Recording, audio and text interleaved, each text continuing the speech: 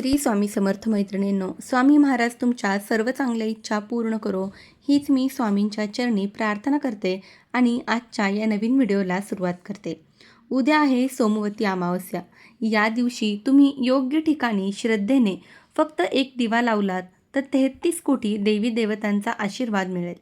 एवढी शक्ती या उपायामध्ये आहे.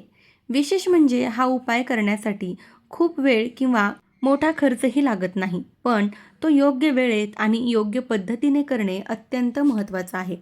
तसेच आजच्या या व्हिडिओमध्ये मी तुम्हाला दिव्यांचे 2 सर्वात शक्तिशाली उपाय सांगणार आहे.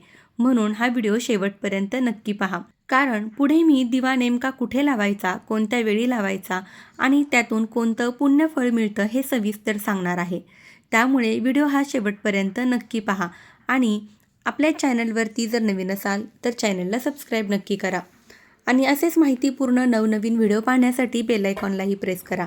कारण जेव्हा कधी मी नवीन व्हिडिओ अपलोड करेल त्याचं नोटिफिकेशन सर्वात अगोदर तुम्हाला मिळेल आणि तुम्ही एकही व्हिडिओ मिस करणार नाहीत. तर मंडळी, उद्या आलेली आहे सोमवती अमावस्या.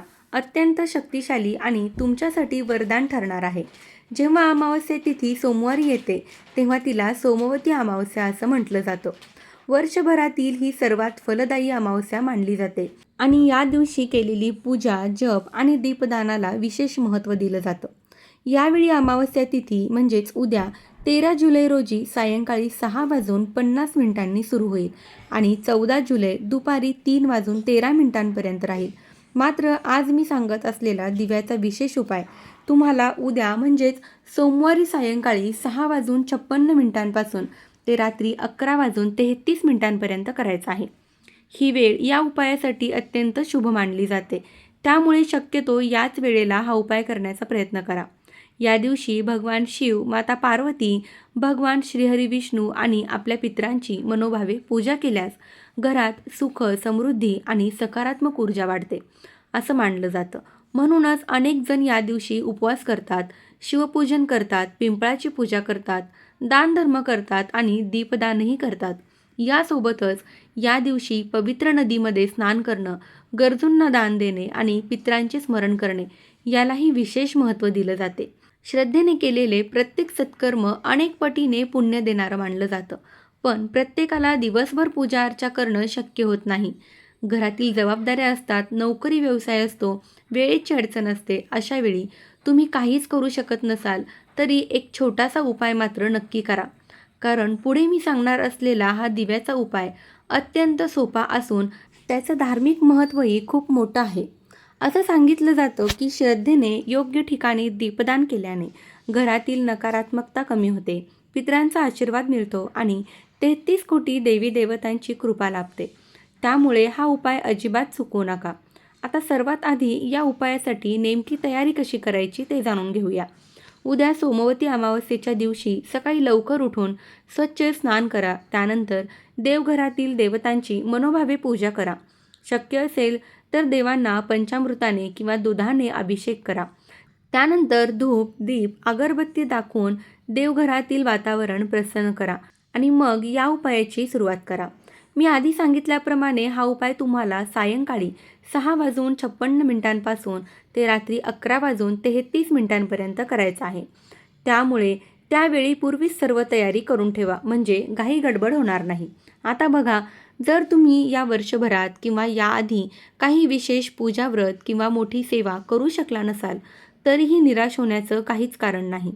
श्रद्धेने केलेला हा एक छोटासा दीपदानाचा उपायही अत्यंत पुण्यदायी मानला जातो. त्यामुळे मनात पूर्ण विश्वास ठेवून हा उपाय करा. या दिवशी 33 पिठाच्या दिव्याचं दीपदान करण्याला विशेष महत्त्व दिलं जातं. कारण हे 33 दिवे म्हणजे 33 कोटी देवी देवतांचे प्रतीक मानले जातं. दीप म्हणजे ज्ञान, सकारात्मकता आणि दैवी प्रकाशाचं प्रतीक.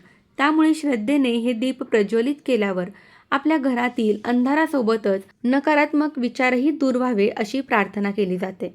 यासोबतच या उपायामुळे भगवान श्रीहरी विष्णू, भगवान शिव, माता पार्वती आणि पितरांचा आशीर्वाद लाभावा अशी भावना ठेवली जाते. घरात सुख, समृद्धी टिकून राहावी, अडचणी दूर व्हाव्यात आणि सकारात्मक ऊर्जा वाढावी यासाठी अनेक भाविक हा उपाय श्रद्धेने करतात. आणि पुढे मी एक अशी महत्त्वाची गोष्ट सांगणार आहे जी अनेक जण नकळत विसरतात. दिवे तयार करताना एक छोटीशी चूक झाली तर हा उपाय अपूर्ण राहू शकतो. त्यामुळे पुढचा भागही लक्षपूर्वक नक्की पहा. आता हे 33 पिठाचे दिवे तयार कसे करायचे ते पाहूया. घरातील महिलांनी किंवा घरातील कोणत्याही व्यक्तीने थोडंसं गव्हाचं पीठ घ्यावं. त्या पिठामध्ये थोडासा गूळ आणि थोडंसं तूप किंवा तेल घालून पीठ व्यवस्थित मळून घ्यावं. त्यामध्ये फक्त चिमूटभर हळद घालावी. मात्र मीठ अजिबात घालू नये, ही गोष्ट विशेष लक्षात ठेवा. यानंतर त्या पिठापासून 33 छोटे छोटे दिवे तयार करा. दिवे फार मोठे करण्याची गरज नाही. प्रत्येक दिव्यामध्ये दुहेरी कापसाची उभी वाट ठेवावी आणि त्यामध्ये शुद्ध गाईचं तूप किंवा तिळाचे तेल घालावे. आता फक्त दिवे तयार करून थांबायचं नाही. त्याची योग्य पद्धतीने पूजा करणं आणि संकल्प करणंही तितकंच महत्त्वाचं आहे. आता बघा, 33 दिवे तयार करून हे पेटवले म्हणजे उपाय पूर्ण झाला असं होत नाही. या दिव्यांची विधिवत पूजा आणि संकल्प करणेही तितकंच महत्त्वाचं मानलं जातं. यासाठी सर्वप्रथम एक मोठं ताट घ्या आणि त्या ताटामध्ये हे 33 दिवे व्यवस्थित मांडून ठेवा. त्यानंतर प्रत्येक दिव्याला हळद, कुंकू, अक्षता आणि फूल अर्पण करा. हे सर्व करताना मन शांत ठेवा आणि आपल्या आवडत्या देवतेचे स्मरण करा. तुम्ही ओम नमो भगवते वासुदेवाय नमः या मंत्राचा जप करू शकता किंवा तुम्ही ज्या देवतेवर श्रद्धा ठेवता त्या देवतेचे नामस्मरणही करू शकता. सर्वात महत्त्वाची गोष्ट म्हणजे हे सर्व मनापासून आणि पूर्ण श्रद्धेने करावे. यानंतर सर्व दिवे प्रज्वलित करा. दिवे प्रज्वलित केल्यानंतर काही क्षण डोळे मिटा आणि मनोभावे प्रार्थना करा की हे ईश्वरा, माझ्या कुटुंबावर सदैव कृपा राहू दे. घरात सुख, समृद्धी, आरोग्य आणि ऐश्वर्य नांदू दे. आमच्या पितरांना सद्गती लाभो. आज मी श्रद्धेने हे 33 दिव्यांचे दीपदान करत आहे. त्याचा शुभाशीर्वाद माझ्या संपूर्ण कुटुंबाला लाभू दे. ही प्रार्थना तुम्ही आपल्या शब्दातही करू शकता, कारण देवाला शब्दापेक्षा भाव अतिशय प्रिय असतो. आता इथंपर्यंत सर्वांनी जवळपास सारखाच उपाय केलेला असतो, पण पुढची गोष्ट सर्वात महत्त्वाची आहे. कारण हे 33 दिवे नेमके लावायचे कुठे किंवा दीपदान कुठे करायचं याबाबत अनेकांच्या मनात संभ्रम असतो. म्हणून आता मी तुम्हाला असे काही सोपे मार्ग सांगणार आहे जे प्रत्येकाला सहज करता येतील. सर्वात पहिला आणि अत्यंत शुभ मानला जाणारा मार्ग म्हणजे पाण्याच्या ठिकाणी दीपदान करणे. जर तुमच्या घराजवळ वाहती नदी, ओढा किंवा एखादं पवित्र जलस्थान असेल तर तिथे जाऊन श्रद्धेने दीपदान करू शकता. पण प्रत्येकाच्या घराजवळ नदी असेलच असं नाही, त्यामुळे काळजी करण्याचे कारण नाही.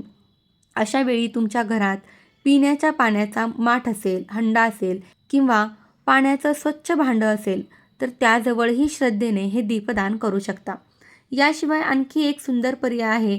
33 दिवे एखाद्या गरजू किंवा गरीब व्यक्तीला दान करू शकता. शक्य असेल तर त्यासोबत दक्षिणा किंवा नारळही द्या. श्रद्धेने केलेले दान अत्यंत पुण्यदायी मानलं जातं. आणि समजा हेही शक्य नसेल तर जवळच्या कोणत्याही शिवमंदिरात, विष्णू मंदिरात, देवीच्या मंदिरात किंवा इतर देवस्थानी जाऊन हे दीपदान करू शकता. इतकंच नाही तर बाहेर जाणं शक्य नसेल तर तुळशीसमोर हे दीपदान केलं चालेल. तरीसुद्धा श्रद्धेने केलेले हा उपाय पूर्ण मानला जातो. आता आपण ज्या महत्त्वाच्या दीपदानाबद्दल जाणून घेऊया, जे सोमवती अमावस्येच्या दिवशी करावं असं सांगितलं जातं. सर्वप्रथम घराच्या दक्षिण दिशेला म्हणजे दक्षिणेकडील कोपऱ्यात एक तेलाचा दिवा नक्की लावा. शास्त्रानुसार दक्षिण दिशा ही पितरांची दिशा मानली जाते. त्यामुळे हा दिवा लावताना आपल्या पितरांचा मनोभावे स्मरण करा आणि त्यांचा आशीर्वाद मागा. त्यानंतर तुळशीपाशी एक दिवा अवश्य लावा. तुळशीला माता लक्ष्मीचं स्वरूप मानलं जातं. त्यामुळे तुळशीसमोर श्रद्धेने दिवा लावल्याने घरात सकारात्मक ऊर्जा टिकून राहते आणि माता लक्ष्मीची कृपा सदैव टिकून राहावी यासाठी प्रार्थना केली जाते. यानंतर घराच्या मुख्य उंबरठ्यावर 2 दिवे लावा. एक डाव्या बाजूला आणि एक उजव्या बाजूला. हे दिवे तुम्ही घराच्या बाहेरील बाजूला किंवा आतील बाजूला लावू शकता. उंबरठा हा घराचा मुख्य प्रवेशद्वार असल्यामुळे त्याला विशेष महत्त्व दिलं जातं. श्रद्धेने येथे दिवा लावल्याने घरात सुखशांती आणि मंगलमय वातावरण राहावं अशी भावना व्यक्त केली जाते. यासोबतच जर तुमच्या घराजवळ पिंपळाचे झाड असेल तर त्या पिंपळाखालीही एक दिवा लावा. आपल्या धर्मग्रंथामध्ये पिंपळाला अत्यंत पवित्र स्थान दिलं गेलं आहे. त्यामुळे श्रद्धेने तिथे दीपदान करणे शुभ मानलं जातं. आणि समजा आसपास पिंपळाचे झाड नसेल तर चिंता करू नका. अशा वेळी जवळच्या कोणत्याही मंदिरात जाऊन तुम्ही हा दिवा लावू शकता. आता अनेकांचा एक प्रश्न असतो की हे 33 पिठांचे दिवे दुसऱ्या दिवशी काय करायचे? ही गोष्ट जाणून घेणे तितकेच महत्त्वाचे आहे. दुसऱ्या दिवशी हे दिवे शांत झाल्यानंतर शक्य असेल तर जवळच्या पिंपळाच्या झाडाखाली ते श्रद्धेने ठेवून या. त्या पिठाचे दिवे पक्षी, मुंग्या, गायी किंवा इतर प्राणी खातात. त्यामुळे या कृतीमुळे दीपदानासोबत अन्नदानाचंही पुण्य लागतं, अशी भावना व्यक्त केली जाते.